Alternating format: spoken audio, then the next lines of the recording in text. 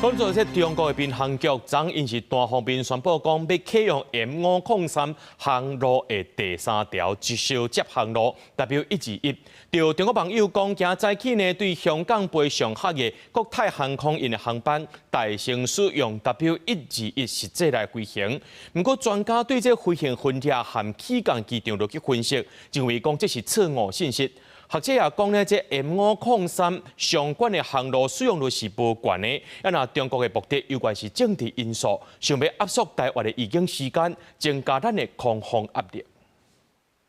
中国民航局昨日宣布启用 M503航路的第3条连接线 W121。有中国网友讲，提前早起为香港飞去上海的国泰航空 CPA376航班已经首先经过 W121实际飞行，对此咱国民航局无要回应。专家为航接图甲起降机场分析，认为这是错误的信息。使用的 M503的航路，并没有用到 W121这个什么122跟123。回顾2015年1月。中共卫星 M503甲3条连接东向西航路，离台北飞航情报区边界上近，只有7.8公里，引起疑虑。所以，今年3月，两方经过协商达成共识暂缓 M503只会当向南飞行，可向西南偏移6海里。也不过，2018年中共单方面开通 M503就8甲3条连接航路，2024年个取消 M503飞行偏移，甲启用 W122、W123，今麦个启用 W121，学者指出 M503等航路实际使用频率无悬，中共这个举动是想要压缩咱国预警时间，增加空防压力。本来在台湾海峡上面，我们本来空军就有也来我们训练空域，那等于现在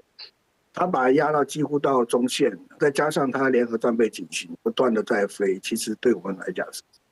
会造成相对的一个压力。民进党立委批评中共以无清楚地带干扰，进一步压缩咱国主权甲地权。在野党立委呼吁，政府袂当只有客气甲发声，而是爱提出解决方法。并没有窘迫到需要启用这一条敏感、特殊、引起纷争的航线，所以很明显是一个政治跟战略上的决定。外交部谴责，陆委会要求要协商，问题是到底能不能解决问题？M503等航路牵动国防甲维安，如果拄到咱国汉光演习进程，国防部谴责中国相关开核紧张，佮表示海空军已经将强机采取规模偏航的可能性，直至日常训练修订。公司新闻采访报道。